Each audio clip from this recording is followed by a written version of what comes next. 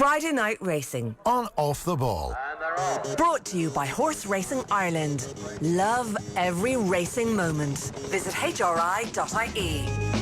And you're very welcome along to this week's edition of Friday Night Racing on Off the Ball, brought to you by Horse Racing Ireland. Love every racing moment. Visit hri.ie or follow the hashtag every racing moment, and the Twitter account is at HRI Racing. Johnny Ward, good afternoon to you. How are you?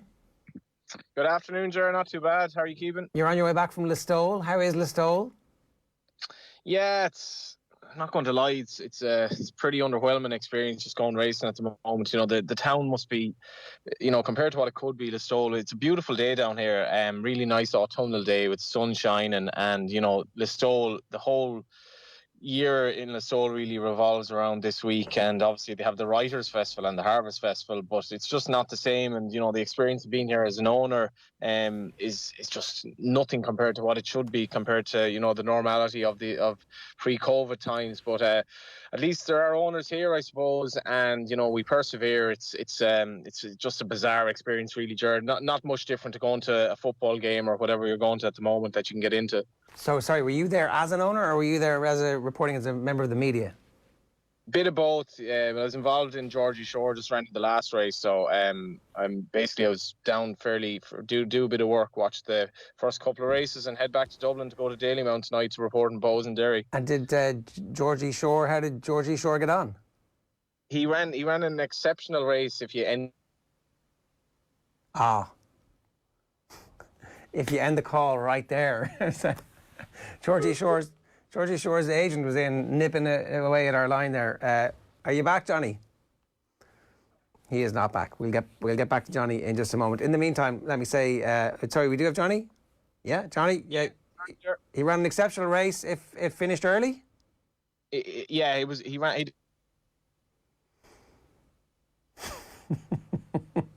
It's a bad joke. Right, let me get to our guests this week. I'm delighted to say Tracey Collins is with us. Tracey, good afternoon to you. How are you getting on? Good afternoon, Ger. Pleasure to be with you. You're very welcome along to Friday Night Racing. Maybe you might talk to us a little bit about what it's actually like being a trainer at the moment.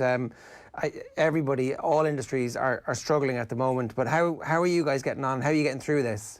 Yeah, we're getting through it because of the support of our owners. They've been phenomenal backing to us, and without the owners, racing really wouldn't have gone ahead. But yeah, it's difficult. We've set up protocols for the guys coming to work, and I will say thanks to the HRI and the Turf Club, and Dr. Jennifer Pugh, the protocols that have been put in place has enabled racing to go ahead, and have enabled us to be allowed to do our daily work in a safe environment, which is fantastic. Yeah, when you think back to the very start, when everything stopped, the whole notion that some things would be able to go ahead, it seemed like a far distant prospect at that point, but a lot of work, a lot of planning, and eventually it feels now like something really bad would have to happen for some of the things that we've got back to stop again. And fingers crossed, sport is one of those things that has had an important role to play.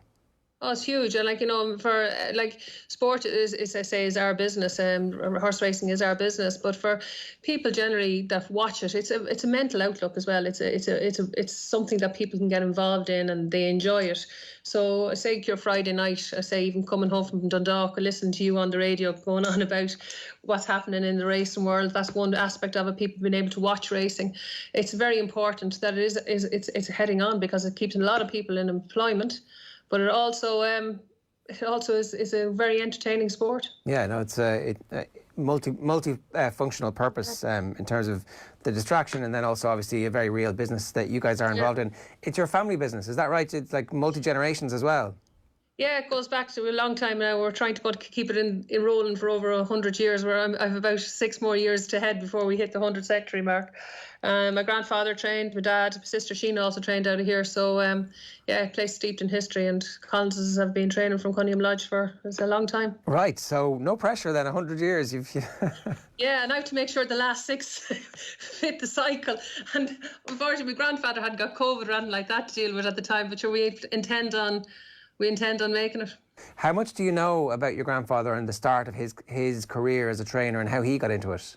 Yeah, he was from down Doneraile and from farming background, point to points, and he would have moved up to the Curragh from Doneraile, and like he would have been a fair force to reckon with. He had the backing of the McGrath family, trained numerous classic winners, a Triple Crown winner. Yeah, he was a phenomenal force. And sorry, how did he pick the Curragh? Was that like that's where training was? He wanted to be a trainer, or was it a bit of a fluke? Yeah, no, well, he was training down in Doneraile, and I suppose the hub of racing has always been the Curragh. Like, you know, so there was always the lodges on the Curragh, the original training grounds were there. So, like, that's what I was drawn to the place. That's well, I presume I didn't actually speak to him about it, but the facilities were there. Not to the standard that we have now, but back then it was the hub. We had Dermot Weld on a couple of weeks ago, and he was just talking about the quality of the limestone in the grass growing process. The horses are eating the best grass. For him, it was a fairly simple: good inputs equal good outputs. And we've had this conversation with William McCreary as well in the past that, like, it's just this weird kind of strange concurrence of events that mean that this is a golden part of the world when it comes to producing horse races. How right you are. Like, you know, we're very fortunate. My dad bought a farm maybe 2 miles from us, so we've got a lot of land around our place, and the quality of bone and stock in our horses and in our cattle or whatever has an awful lot to do with the soil and the ground. Like, you know, that's a very valid point. And so, like, yes, they'd be 100% right. Right. And were you aware of any of that when you were growing up, or were you just like, oh, this is what we do? Oh, no, listen, it was drilled into us from the time we were knee-high to a grasshopper. We were out picking bucalons, picking stones, whatever you name it, make sure the ground was always kept properly. So, listen, there was never anything that I was never not going to do. Like, we were on ponies when we were 2 and 3 years of age, so it's just part of the DNA. And I'm always interested in this, right? So Dermot Weld said that he had inherited some of the training traits from his dad. Do you train in a similar way to your dad and your grandfather, or have you, because I know you've travelled as well, do you change things up? How much of it is inherited? Well, a lot of it is, like, you know, I suppose, like, when we were taught from the time from when we were small, we were taught a certain way to do things, and a lot of that regime would still be there, like checking the gallops, checking temperatures, doing all that kind of stuff that would be second nature to you, that you wouldn't think of because it was something that's been drilled into you.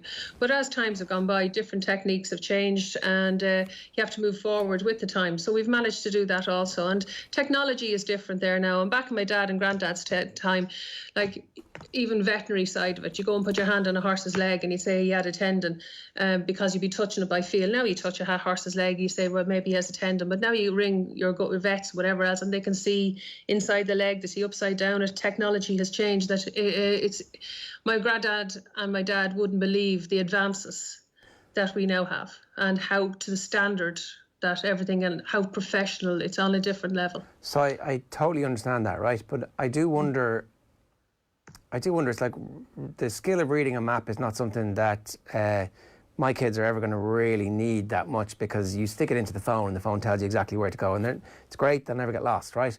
But at the same time, the skill of reading a map is going to disappear from humankind over the next while. In some ways, that animal husbandry that the previous generations had, it'd be a shame if all of that was lost. No, I don't think that would be lost. As you pointed out earlier on, that we are a family business, and my sister Sheena's second child, Anna, is now down with us, and she's 15, and she's been coming down to us since she's 10 years of age, and she has been taught literally the same thing as I would have been taught with my dad, about looking after a horse, looking after their husbandry, looking after their wealth. Different things are going to the sales, picking out effects in horses that you can train, that isn't in a book, but that's been passed down to me, and we're going to try and pass it on to her. And I must say, she's a very quick learner. And so did you, when you were getting those and when you were on those trips, was it as formal as somebody saying, now listen, this is really important, this is our secret sauce here, when we're looking for these horses, if they do X, Y and Z, not for us, but if they do this, this and this, then make sure we get it. Was it as formal as that, or was it kind of slower? I must say, secret sauce is a very good way of putting it, because my dad would have been recognised as one of the top yearling buyers in the world. He was really a masterclass of what he did. Never really had an awful lot of money, but was able to go to the sales and pick up very good stock. And I'd like to think that he's instilled that into myself and my sister. But like, you know, when we go, we'd have tests. He'd send us up there, look at the yearlings. We'd have to put down what we thought, what we didn't think. And then one of the best men in the world is coming over to you and saying, well, what did you find right with this horse? What did you find wrong with it? And then you'd have to give your little answers or whatever else. And he'd never knock you, because it's your opinion. Your opinion of a horse is always your opinion. And everybody's opinion can be different. But he would steer you in the way of what way it should have been. And when you got it right and he was agreeing with you, was that like... Oh, listen, he got it right. You knew you got it right. He was a wonderful teacher. He was really very man that built real instilled confidence in everybody that was around him. So, he was a great teacher. They must have been the best days. Oh, magic. They were magic. He used to bring us fishing, shooting, horses, you name it, outdoor life. We did the lock, stock and barrel with him. He was a great guy. Come here, there's a thing I remember. So my parents live outside the town, and I remember when the house was being built, it's like 30 odd years ago now, but there was a big day when we were deciding where the well was going to be drilled. And ultimately, there was a few holes dug in the back garden and no sign of any water. They knew that it was there was definitely water underneath it, because they'd been told. And then along comes the diviner and gets his piece of ash, and they're like, dig the hole there, and that's where the water is, and that's where our well is to this day, and it's never run dry. There's like, I can't explain the science. I don't understand it. And it always struck me that there's a little bit of the sorcery involved in picking horses as well. Like, I'm not asking for the secret sauce, but how do you do it? Well, it's not the sorcery. It's a lot of it is, like, you know, you go to the sales and you look at the books. Like, stallions are there because they've been very good racehorses, or they're beautifully bred. So that's a given. Mares are there, and they will generally produce horses. So our job at the sales would really to be try and find what we do. And I've said this to many people, because I say we don't have the big money to spend. We go and find a sire that maybe has gone a little bit out of fashion. And I look for a mare that has produced proper stock, and we try and see maybe if they have a few faults that we're able to train that the agents can't look over, because the agents are in a different scenario, that they more or less have to buy a very, very straight horse. But we're buying a racehorse. We're not buying a horse to be sold as a yearling. We're buying a racehorse that hopefully 2 or 3 years down the line they'll still be sound.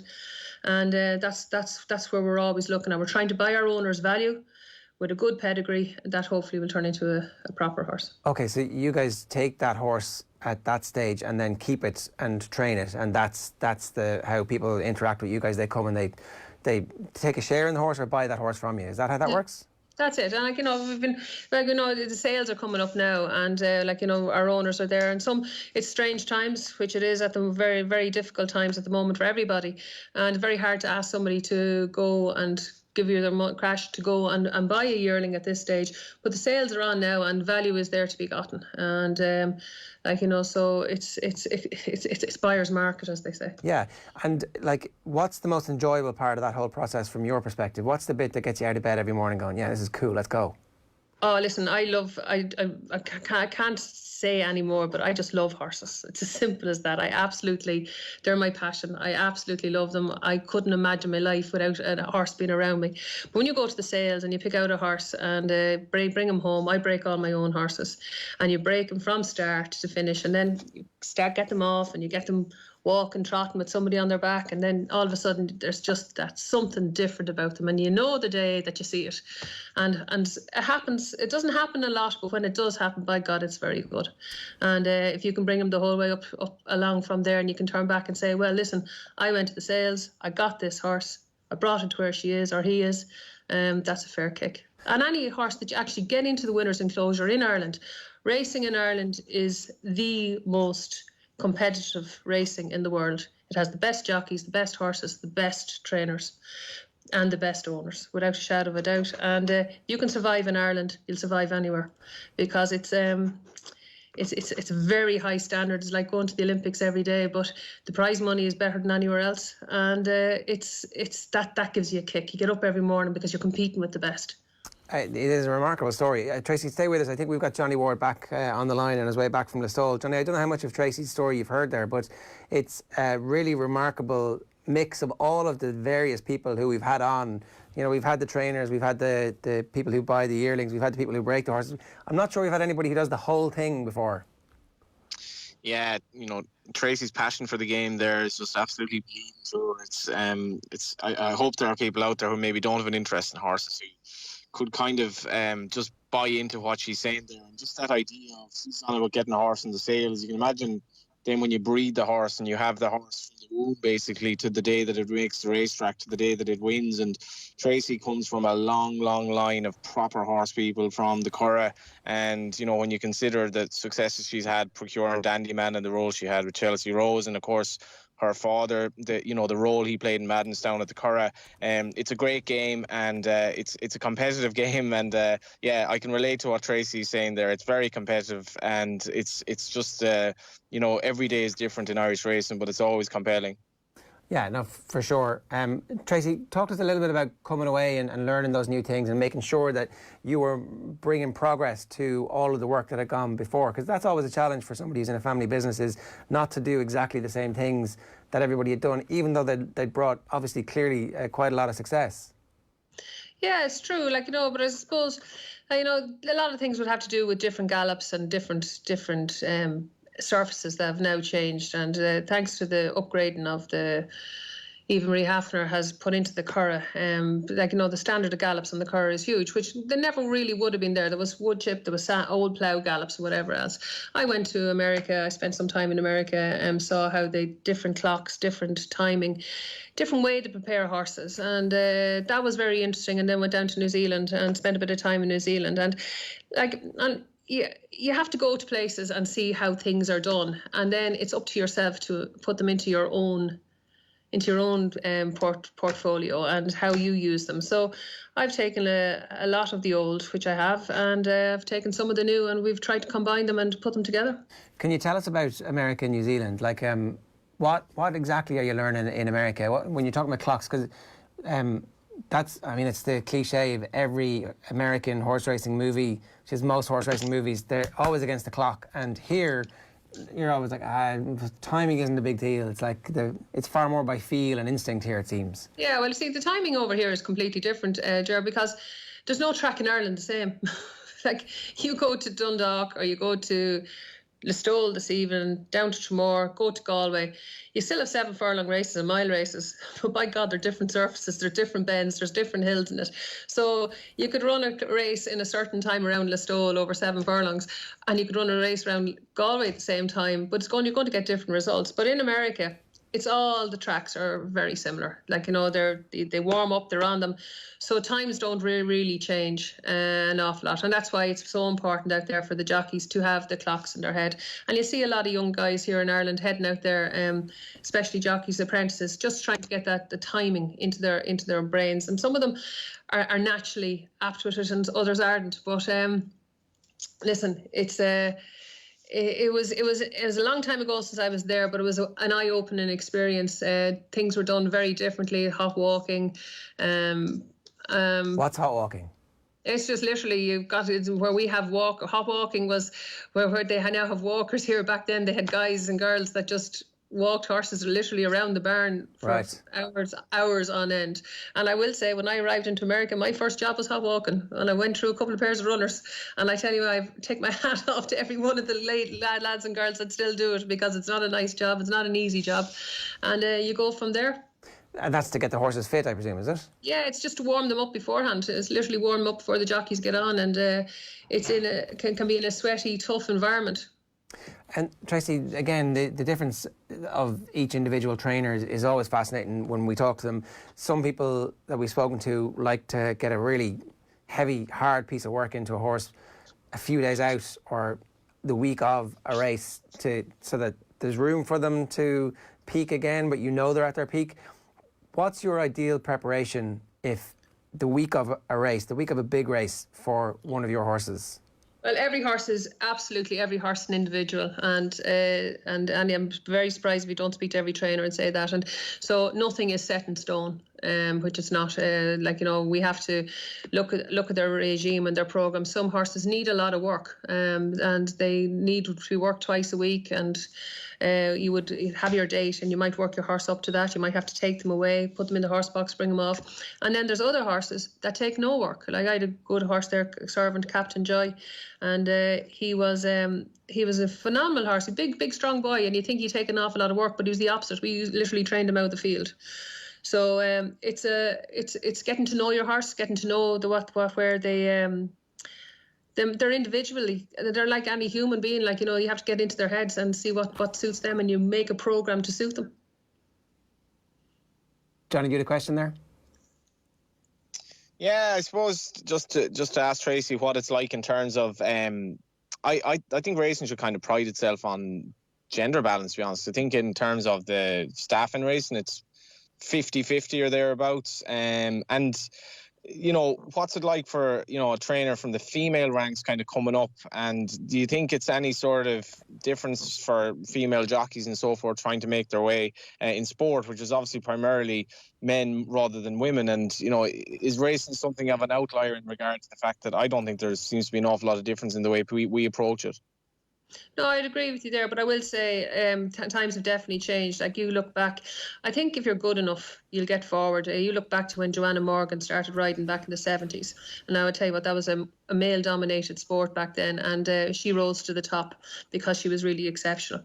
And then you got Nina and whatever else go forward. Yeah, it can be tricky, but I think the gender card is a card. Realistically, I don't like going by it. I'm a trainer. I'm not a female trainer, and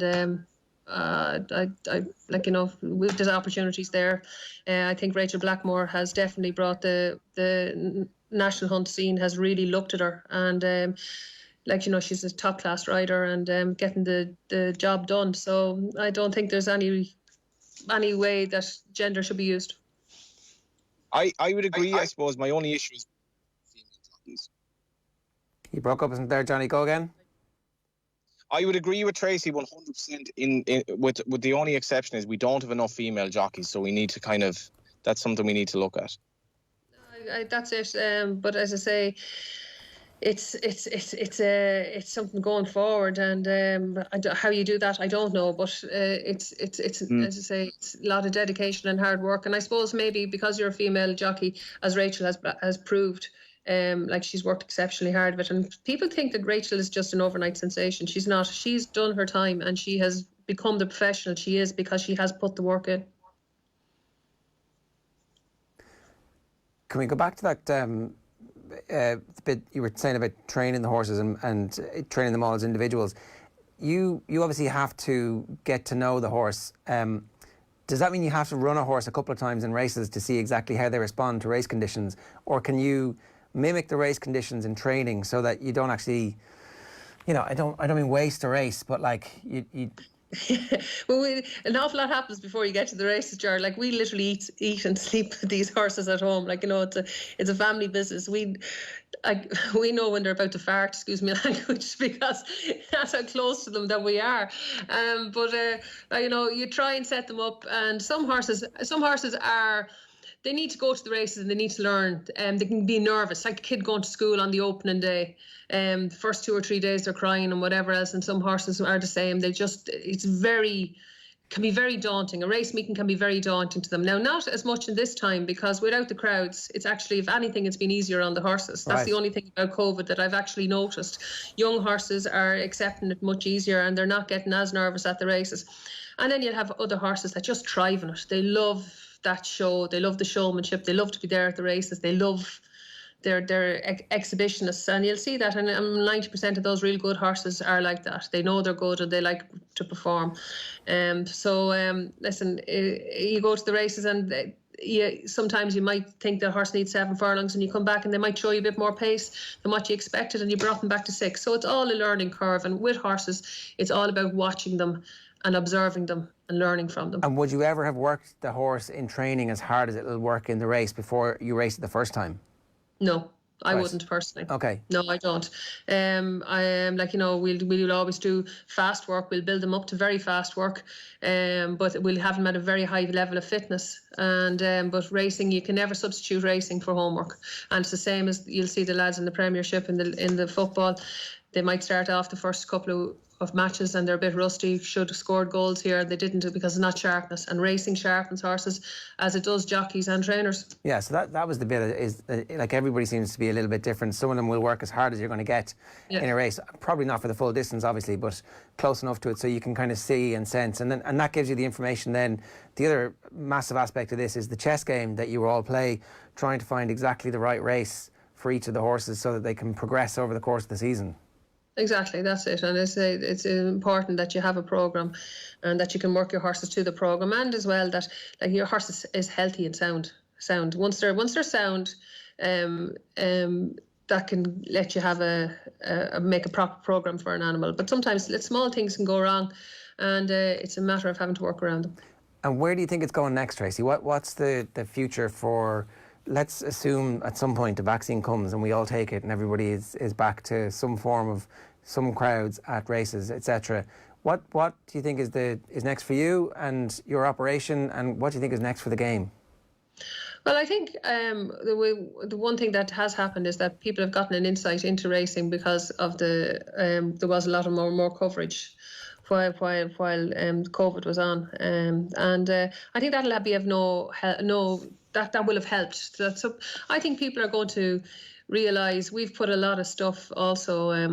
We put a lot of stuff up on Twitter over the last couple of months. I personally have done a lot of stuff on Twitter. I put out a lot of video feeds. I put out a lot of insight into our business and how we go about our business and about racing. And I think if people got any kind of an interest and have seen any of that, it might fall through that they might actually want to go racing.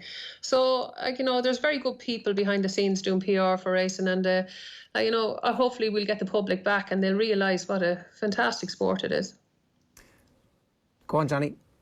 As well, because you look at the reaction to some of these videos online and just the beauty of the horses and the beauty of the surroundings. There seems to be kind of maybe a growing kind of support for floating water when they see like just the beauty that it does have to offer.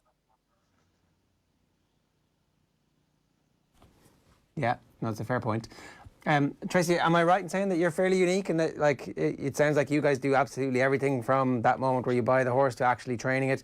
Most people involved in the game seem to be, I'm a buyer and then I buy it and then I sell it. And then we have the people who buy it from those people and break it. And then we have those people who sell it to trainers. And then, you kind of tend to do one of these. I think I might even have left out some pin hooking in the middle of all that. And you guys seem to do the whole thing. Yeah, we've always done it. That's the way we've been brought up. It's back to this is the way our business always was. If somebody's going to be kind enough to hand me over some money to buy a yearling, I want to be able to stand over it for the next 3 years. And if it's not going to work out, there's only one person to answer to. I went to the sales, I bought it. It's nobody else's fault but mine if it doesn't work out. So, and we've always done, that's the way our business has always worked. We're a small family business and I don't know any other way to do it. I would never have thought we were unique. I would say a lot of trainers are in the same boat. Right. I think a lot of trainers buy their horse, and a lot of people do the same thing. But I know that's one thing that I've always done, and I must say I love going to the sales. I love trying to buy horses. Well, it sounds like you love every part of it. Tracey, what's the rest of your season like? What are the rest of the horses that you have at the moment? What are their campaigns like? Yeah, we unfortunately at the moment we don't have a lot in. We have room, and so for a couple of more animals into the place, and we have some nice horses coming up. I'm going to have possibly back to Dundalk. We've one runner on Sunday and a couple of runners next week in Cork. And unfortunately, we don't have any high-end horses. We've no little group rate horses at the moment. And I say at the moment, they're in the pipeline, hopefully. And we're looking forward to the rest of the season. Yeah, well, listen, I wish you all the very best of luck. It is a brilliant story and continued success. Thanks a million for joining us. I really appreciate it. Thank you very much. That's Tracey Collins there, giving us the story of the multi-generations of Collins who've been involved in the game. A reminder, Friday Night Racing is brought to you by Horse Racing Ireland. Now, where is the bit where I'm going to tell you about how we got on last week? Ooh, We hit the crossbar last week. A 4th place finish for Eldama at Gorham Park last Saturday means that the Tote Irish Injured Jockeys Fund spends another week at €2,090. Can we finish the month with a winner? Johnny has another €100 tote bet this week, and a reminder that Tote.ie customers can enjoy the Tote versus SP price guarantee on all Irish and UK races this week and every week. Check out Tote.ie for more details. Johnny's tip is in the Curragh at 4:50. It's Dance Jupiter, and he's also suggesting a second runner on Saturday at 3:15, the Group 2 Beresford Stakes, high definition. So there are 2 horses that he's suggesting. I don't know if they're on the nose or if they're each way. We'll tweet that out after the show, and we'll pick Johnny's brains on that. Apologies about the quality of his line on the way back from Listowel, but sure, you can't guarantee anything these days, can you? If only we had 5G. That would give people something to complain about, wouldn't it? No, it wouldn't. 5G is going to be great for all of us. Right, that is it. Friday Night Racing and Off the Ball, brought to you by Horse Racing Ireland. Love every racing moment. Visit hri.ie. We'll see you next week. Best of luck. Friday Night Racing on Off the Ball. Brought to you by Horse Racing Ireland. Love every racing moment. Visit hri.ie.